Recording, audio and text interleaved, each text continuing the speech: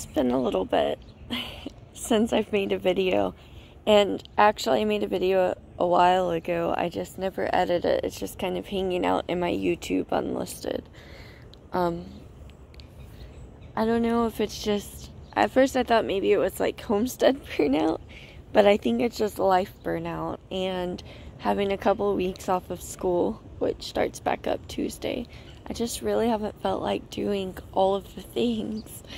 Just kind of come out here, harvest really fast, and the only thing there's really been to harvest lately are these blackberries down here, and this week recently a bunch of cucumbers.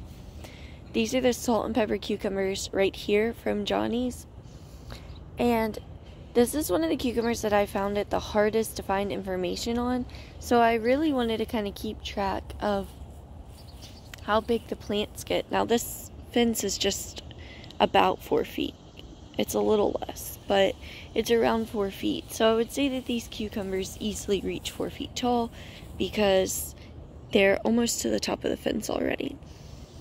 One thing I will say is I am impressed with how productive they are because I've already harvested, just in one day I came out here to harvest, and I harvested about 12 to 14 cucumbers that were pretty blocky in shape. Now, here are some of the flowers. These are the male flowers, and here is a cucumber, a very young one. You can see how it's white with some black spines right here, which just rub off really easily. I just rubbed these off with my fingers, but you can wash them off, and I didn't have to worry about peeling the cucumber. One thing that did surprise me when eating this cucumber, because I'm not usually a fan of cucumbers, especially homegrown, because they actually get really bitter here really quickly. Look at this one, it's a little bigger. You can see what I mean by they're kind of blocky. So when I try these cucumbers, actually pleasantly surprised. Well, they have a pretty good thick gel in the middle. It's not slimy, and also they're relatively sweet for a cucumber, which I was surprised by that also. And here's one on this side of the fence that you can really kind of see. This one doesn't have as many spines, but look at that. It's a pretty good size. Now, I haven't seen one of these get longer than 6 inches. They don't get super big from what I've seen, but I'm not using anything fancy to grow them either. This is that row where I literally just came in and, oh look, here's another little tiny one. I literally just came in and laid some cardboard down and put compost on top of that. Compost and topsoil, so it's just kind of basically dirt underneath it with compost on top. And you can see, even with us weeding, the weeds have just been growing like crazy. Luckily the cucumbers are big enough and growing up the fence, so they're not really being outcompeted by the weeds. And look at this, this is new. It's not surprising. We've actually been battling with all kinds of insects, from squash bugs to, oh, I can't even think right now, I'm still so tired.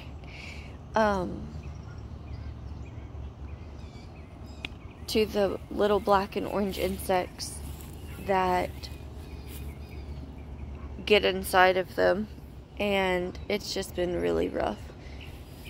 Here's another little one right here. So you can see, even though we've picked all of these that were ready, and yesterday there weren't any left, they're still producing quite a bit of all different sizes, and it only takes a few days for them to ripen. At first it took a little while, and then it kind of started getting faster as the days got warmer. They ripen more quickly. You can see it's just continuously climbing. Oh, squash vine borers. That's why I couldn't think of the name of the insect. It's a squash vine borer. They're the ones that lay eggs on the base, and then they bore into your various squash. They can squash, watermelons, cucumbers, all of those they bore into. And basically it turns the plant into sawdust and they stop really producing because they're sick and can't take in enough nutrients. So it can be frustrating. I am worried about these getting it. Luckily, I have a ton of seeds that I can come in here and replace them. I was hoping to be able to make pickles, but with the way that we're eating them, I can tell that that's probably unlikely that we'll have enough. But I think it was really cool to kind of show what this cucumber looks like. For one, because a lot of us haven't seen white cucumber varieties, although I will say when they get heat stressed, and when they first start producing, they really seem to have more, my son calls them neon yellow. So they do seem to be more neon in color, and you can see this one even has kind of some yellow coloring tinge to it. So I thought that was interesting. And real quick, let me step over here to where my melon plant is. It's one of the old, it's sad. It has the same borers on it that my squash plants that were killing it. And I might actually be able to save it with some making a paste out of bacteria and injecting it into it. Oh, look, a little baby frog down there.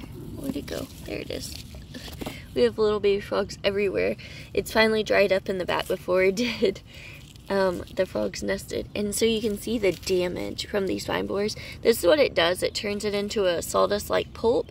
And usually there's a little white maggot-looking larva inside, and that's doing all of the damage. Now you can remove that larva or just inject this and it could save it. I thought about pulling this plant up just because by the time I realized that it was so far gone, but it is still really green down here at the end. So I'm a little confused. So this back here doesn't look so great. I am a little confused because I was getting an impression melon plants like cantaloupes and watermelons, they're not like squash where you can bury part of the stem and they'll produce new roots. But honestly, I'm not really sure. It's my first time to really grow this variety, and I have no idea what to expect. During all of that rainy weather, a lot of the fruit that had pollinated just kind of dropped off the plant. And I think it was a combination between fluctuating temperatures and just the amount of water we had swelling up the fruit and causing them to drop off. I might have to redo this, but I don't want to take away from the cucumbers right now. I just kind of wanted to show you the damage that can be done. See all this wilting and sadness from the from those beetles. And I haven't seen any cucumber beetles yet, which are the striped insects, but these right here that are causing all of this damage is actually from the squash vine borer, and they almost look like a stink bug with wings. They're black and then have two little stripes of orange on them, or swatches of orange on their backs. And when I first saw them, I just thought maybe they were just a different variety of squash bug. I didn't realize that they were actually the vine borers until I looked it up. So that's really important to know. And I think for next year, I'll probably go ahead and buy the bacteria that you inject into the plant as a paste, just so I'll be ready, because they've taken out all of the squash, and since cucumbers are in a similar family, I do worry that either cucumber beetles or vine borers will get into my cucumbers and take those out. And honestly, I've seen more squash bugs this year than any year, and I didn't even think that was possible. When I went into the duck coop a couple of nights ago, they were literally spraying me when I walked in there to check on the birds at night. They were just covering the doors. So squash beetles are completely out of control this year. They're all over the blackberries. They're all over these. They're just everywhere. And it looks like we even have some powdery mildew on here. Yep, sure do. So I'm just not having any luck with melons this year on this side. So I have some little melons on the other side that are doing better, and I might go ahead and plant some cucumbers over there, and try maybe for a fall harvest of cucumbers. It's almost June already. I can't believe that it'll be June in just a few days. So it's going to be really important to not plant anything that can't handle the heat. come mid-June or July, but then I want to be ready whenever it starts to get into August and September to have things that'll mature into fall, because that's kind of the sweet spot to grow again. It's right there as it turns into mid to late September into October, when it starts to cool down just enough that things are not dropping their blossoms. So just a little quick update, and you can see, look at all these lettuce plants are bolting, but I don't really need the seeds. I thought it would be cool to watch them bolt because I've never grown this variety before, but I still have a ton of seeds. But this variety just did so well. It's really cool to have lettuce down here even when it was 90 degrees several days, and then after about a week and a half of these high temperatures into the 90s, it finally bolted. But it was really cool. I would definitely say this is a heat-resistant variety. This is the Cimarron heirloom lettuce, and it's my favorite. I think it'll always have a place in the garden. And honestly, even though it can be a little bitter, it's still good for cooking and things right now, even with the latex producing inside of it, and that's that white milky substance. I'm actually quite impressed with this variety. I think it's definitely my favorite of all time already. So I'll be growing it again this fall, and if it produced this well in spring, I can't wait to see how it produces in cooler weather. The only thing else to really update you on is that all of our squash plants are dead, thanks to the squash vine borers. They literally chewed all my vines in half during that week and a half of extreme rainy weather. But luckily I had kind of foreseen it, and I planted all of these okra in their place. These are all they're all a variety of clematis spineless okra called Heavy Hitter. So I think they're going to do really well once they start producing. And you can actually see down here, I already have the little calyxes and flowers producing. So these aren't pods, these are actually flowers.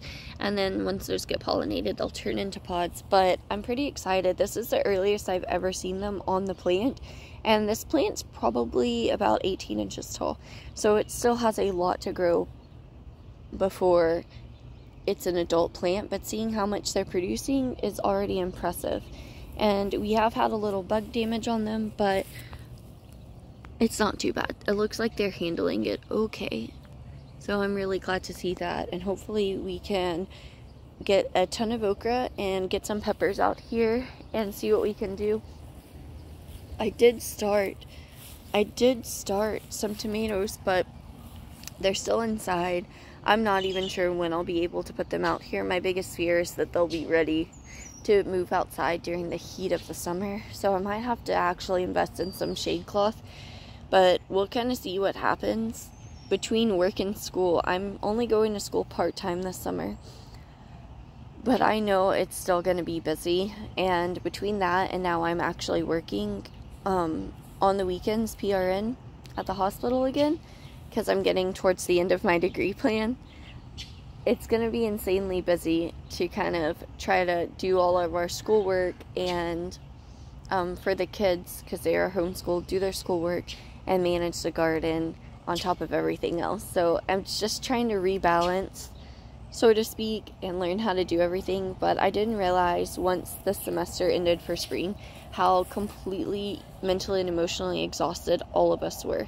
So the garden's been neglected a little bit, and I haven't been putting time, and I definitely haven't been putting money into it because we just haven't had it to invest in the garden. So come fall, we'll probably have, we've already budgeted, and it looks like we'll have some extra funds just to put in the garden. And that means that not only will we have all this still, we'll be able to add probably 2 more beds right here that'll be 4 foot wide and 16 foot long, just like these wooden beds. And look at all these weeds in here. It's a pretty good example of what I've said about neglecting the garden. So there's just a lot happening for sure. So I'm gonna go ahead and hop off of here. I'm actually extremely tired still, which is crazy because probably one of the first nights I've gotten a full night of sleep in a while, and yet I still feel like I haven't slept in years. And almost all of my children are still asleep except for one, and I'm just gonna go out inside and hang out with him and have a cup of coffee because I feel like I really need it to get going this morning. But thank you guys for kind of tuning in and checking out a very short overview of my very messy garden right now. Yes, my garden gets like this too. It happens to pretty much all of us, you know. At some point, the weeds just get out of hand and it does get overwhelming, and that is okay. So I'm just going to go inside and relax, but thank you guys for hanging out with me, and I hope those of you who are wondering, especially about that salt and pepper cucumber, hope this helps you out a little bit, because that was one of my favorite things to learn over the last week or two.